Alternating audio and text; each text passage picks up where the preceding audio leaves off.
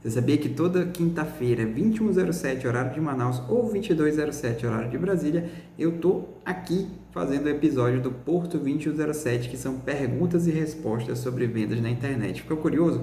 Vai começar daqui a pouco um novo episódio para vocês. Então segura aí e se liga no próximo episódio. Olá pessoal, bem-vindos, bem-vindas ao episódio 35 do Porto 2107. São lives que eu respondo dúvidas sobre estratégias digitais, sobre vendas na internet, sobre infoprodutos e muito mais. E aí eu pego algumas perguntas da caixinha de perguntas que eu abro todo sábado e eu seleciono as melhores, ou eu seleciono aquelas que chegam dos meus alunos ou de algumas pessoas que entram em contato no direct, né, com algumas dúvidas frequentes, e eu trago aqui para servir de discussão, para a gente aprofundar essa discussão. Então, hoje, normalmente eu respondo 2 perguntas, e para quem está me acompanhando ao vivo ou quem está acompanhando gravado pode também fazer as perguntas. Eu selecionei 2 aqui bem interessantes. A primeira, e ela curiosamente chegou 2 delas parecidas no mesma caixinha de pergunta ali. Aí eu acabei selecionando uma para responder, que seria quantos stories postar por dia, se tem um padrão, se tem alguma coisa que é recomendável, que é correta, né? Postar aí por dia. E a segunda pergunta eu tenho muitos concorrentes aqui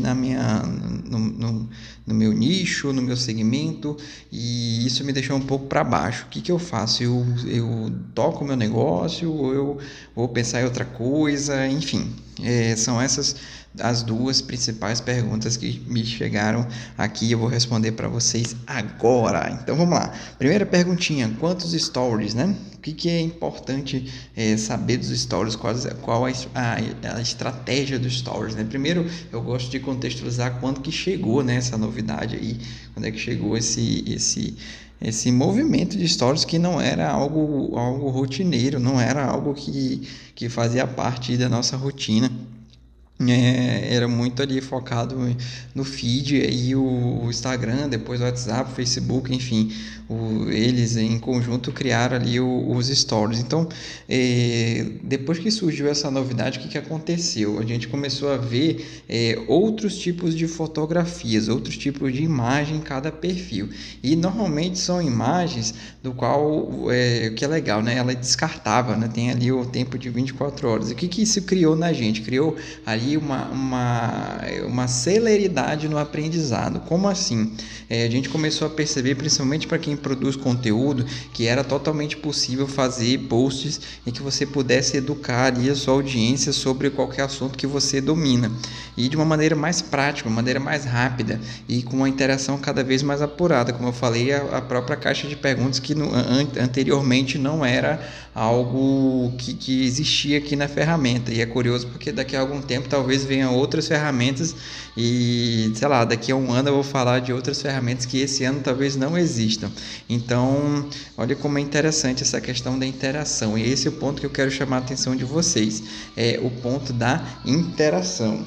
Olha aí que o Heitor chegou aqui, deixa eu baixar o volume do som dele, senão a gente não consegue falar. Vamos lá, pronto. Vamos lá, gente, ao vivo é assim mesmo. Vamos lá. No gravado a gente corta. Então esse é o ponto que eu quero chamar a atenção, da interação. O Stories, ele é muito bacana para você interagir com a sua audiência, interagir com quem está acompanhando de uma maneira mais prática, mais rápida e até mais fiel ao que você é. Não tem tanta edição ali. Então por isso que quando a gente pensa quantos stories eu devo postar, depende muito da tua estratégia, que eu não vou dizer posta 100, posta 10, posta 5, posta 1, depende muito do relacionamento que você está fazendo com a sua audiência. É lógico, quanto mais conteúdo que gere uma conexão com a tua audiência, melhor ainda para você. E aí que vem a sacada, esse é o ponto que você tem que focar, o conteúdo que você posta no Stories. Por exemplo, quando eu falei de nichos que você ensina, né? Ensina aí a tua audiência alguma coisa. Quando você faz um stories em que você vai ensinando as pessoas, a tendência é que você gere uma conexão muito maior com elas, né? Porque elas geralmente elas vão interagir muito mais. É até interessante porque no direct gera um sigilo muito maior do que nos comentários, por exemplo. Isso também você tem que levar em consideração, tá? Às vezes algum conteúdo um pouco mais que merece um pouco mais de descrição, as pessoas elas vão se conectar pelo direct, não tanto pelo comentário, porque vai ficar visível ali, né? E aí você também tem que pensar nessa estratégia, que gera uma proximidade maior. Até facilita as vendas, dependendo do caso, se você vende serviço, se você vende consultoria, alguma coisa nesse sentido. É bem interessante também, porque gera essa aproximação com quem você está conversando, ok? Então, assim, respondendo a pergunta, depende muito da tua estratégia. Eu já cheguei a postar muito stories, já cheguei a postar poucos stories, eu acho que eu nunca cheguei a não postar, mas pelo menos um por dia eu posto, mas não é uma regra, não é uma coisa que eu fale assim, tem que postar. Eu vejo que aquilo que gera uma certa valorização para quem está assistindo, eu acho interessante você postar. É lógico, você pode também quebrar um pouquinho, por exemplo, 80% de conteúdos educacionais, 20% falando um pouco aí do teu aspecto pessoal, caso você queira, tá? Isso daí não é uma regra. Eu particularmente acho legal, porque você mostra um pouco do teu aspecto pessoal, isso gera uma conexão muito grande, né? Até já falei em algumas ocasiões, por exemplo, que já testei aqui em alguns episódios passados o próprio Netflix, que ele é um perfil empresarial, mas ele se comporta como um ser humano muito divertido, muito engraçado, irônico, e isso é interessante também você abordar. É lógico, cada um com seu tom, cada um com seu estilo, isso que é importante também, isso tem a ver com a questão de avatar, né? Com a questão ali de definir o seu nicho, o seu subnicho, porque dependendo do teu estilo você vai atrair pessoas e não atrair pessoas, desatrair pessoas, isso é super comum também. Ou seja você mesmo, adote o teu tom de voz que você acha interessante, o teu estilo. Eu, por exemplo, gosto de chegar aqui 2107 e falar aqui algumas coisas, e poderia pegar um outro horário, poderia fazer no YouTube, poderia fazer no outro formato de entrevista, enfim, trazer algum aluno aqui meu para conversar, enfim, tem várias formas, né? Tem várias facetas. Eu vejo que você precisa também criar esse teu estilo, né? E lembrando que esse estilo ele vem com o tempo, ele vai aprimorando, tá? E aquilo que vai casando ali com a tua personalidade, perfeito? Então o Stories ele é basicamente isso. Além disso, uma dica extra aqui que eu normalmente falo lá no Estratégia Digital no meu infoproduto da minha comunidade explora também o destaque, tá? O destaque ele é uma ferramenta muito interessante, porque uma pessoa que ela está muito interessada, ela vai querer te investigar, ela vai querer saber mais de você, e aí um dos caminhos que ela pode ir é o próprio destaque dos stories, ok? Seguinte, segunda pergunta. Muitos concorrentes, eu tenho muitos concorrentes, eu não sei se eu vou realmente ficar aqui, se eu vou, se eu mantenho aqui a minha ideia, meu planejamento de empreender, ou se eu breco, ou se eu vou me readequar, ou vou me tornar diferente. O que eu faço? Primeiro de tudo é o seguinte, normalmente o meu olhar sobre a internet, o meu olhar sobre as coisas, o meu olhar sobre negócios, enfim, sobre qualquer coisa, o meu olhar sobre o mundo, ele é diferente no digital. Por exemplo, o meu feed do Facebook e do Instagram ele é diferente de alguém que aprecie golfe, por exemplo, ou de alguém que aprecie jogos eletrônicos. Entendeu? Não que eu não sou um profundo conhecedor de golfe nem de jogos eletrônicos, mas talvez apareça, mas não tanto. O que eu quero chamar a atenção? Que todos nós temos uma visão diferenciada do nosso feed. E aí a gente acaba se deixando levar de que aquilo que eu vejo é aquilo que todo mundo está vendo. Então esse é o primeiro ponto. Tá? Por isso que muitas das vezes a gente acha que tem nichos, tem muita gente, mas será que tem muita gente mesmo? E aí vem o segundo ponto, será que tem muita gente entregando com qualidade? Também tem esse outro ponto também da qualificação da entrega, qualificação das empresas, tá? Existe um termo chamado demanda reprimida, que é quando existem demandas que não são atendidas, não são bem atendidas, e é por isso que existe esse nome, que em muitas ocasiões tem nichos, tem grupos de pessoas que ainda não são atendidas. Aí você percebendo isso, vai lá e faz uma entrega bem pontual e faz a tua empresa ter um direcionamento, ter um crescimento, uma notoriedade, melhor dizendo, nesse mercado. Então esse é o segundo passo, tá? Você precisa também identificar aí essas questões de demandas. E o terceiro é o seguinte: o que realmente vai fazer você ter um espaço no mercado. Quando eu falo mercado, aí são o mercado cliente, o mercado aí de demandas, de necessidades, é a tua forma de enxergar o mundo, é a tua forma de conceber a tua solução. Você aí tem habilidades, você aí tem todas as tuas skills, né, que nós chamamos, todas as tuas habilidades. Se você ofertar para alguém, você vai resolver alguma dor, seja parcial, seja total.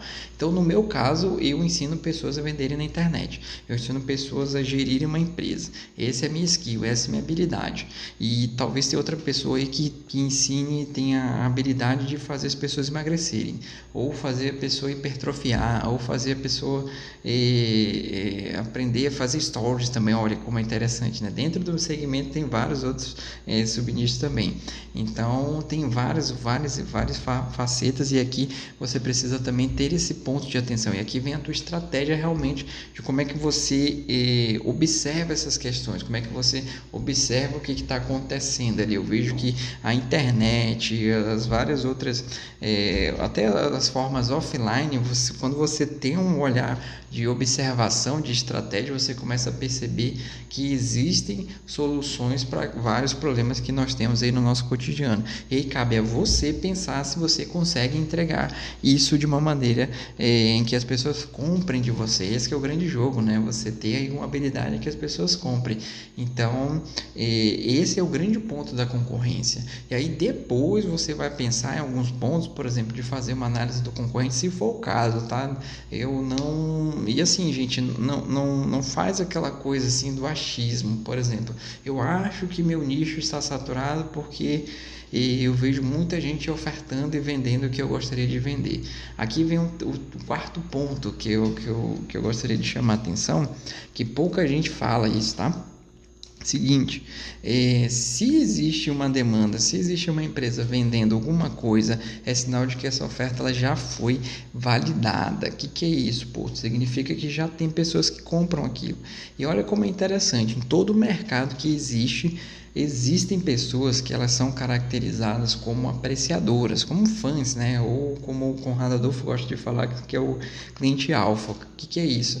São aquelas pessoas que elas são fãs de determinado nicho, por exemplo, anime, por exemplo, jogos eletrônicos, por exemplo, futebol, por exemplo, culinária, finanças. E olha como é curioso. Vou pegar aqui exemplo de finanças, tá? Supondo que existe uma pessoa que ela gosta muito de finanças. Ela não vai comprar só um livro de finanças, ela vai comprar 2, 3, 10. Ela não vai comprar só um curso de finanças, ela vai comprar vários, e ela vai comprar logicamente daquilo que ela considera o melhor dentro do que cabe do bolso dela. Esse é um ponto muito interessante para você, porque você pega uma fatia do mercado que você acha que está saturado. Então, olha como é muito interessante você ter esse tipo de visão também. Isso te destrava, tá? Isso você realmente coloca o teu conhecimento para o mundo. Eu achei essa frase muito bacana, assim. Coloca o teu conhecimento para o mundo, coloca as tuas habilidades para o mundo. Tem sempre alguém que você pode ajudar, tem sempre alguém que você pode aprimorar, que você pode ensinar, e isso vai fazer total diferença para a tua empresa. É isso que vai fazer o teu negócio ter o teu primeiro cliente, o 10º e posteriormente alavancar, ok? Então foca nessas questões mesmo que eu falei, tá? Isso vai fazer realmente você se destravar dessa crença de achar que tem muitos concorrentes, ok? E assim, gente, por mais que tenha muitos concorrentes, você vai colocar a tua forma de ver o mundo, a tua forma de interpretar o teu nicho. Eu vejo que é muito essa questão de interpretação. O segmento tem vários segmentos, se você for analisar, eles são bem parecidos, mas a forma de interpretação de umas pessoas é diferente das outras. Até o jeito de falar, até a maneira de se vestir, até o jeito de abordar o cliente, até o jeito que você se relaciona com os teus conteúdos na internet, isso também faz total sentido também. E assim, são pessoas e pessoas diferenciadas. Tem gente que gosta de um fundo mais ilustrado, tem gente que gosta de menos luz, tem gente que não gosta de fazer vídeo, tem gente que só faz áudio, tem gente que produz textos longos ou textos curtos, e cada um vai criando aí a sua personalidade, imprimindo a sua marca no digital. Eu vejo que esse é a grande sacada, é você imprimir a sua marca no digital. Isso vai fazer com que você tenha personalização da tua marca e da tua empresa como um todo no mercado. E você vai validar isso com as pessoas, elas vão começar a seguir você e começar a ter um relacionamento com a tua empresa e, quiçá, daqui a algum tempo comprar a sua solução. Então, pessoal, essas foram as 2 perguntas do 2107 de hoje. Quantos stories por dia e muitos concorrentes? Para quem perdeu, assiste aí a gravação, beleza? Até o próximo episódio 36, na próxima quinta, 2107. Tchau, tchau.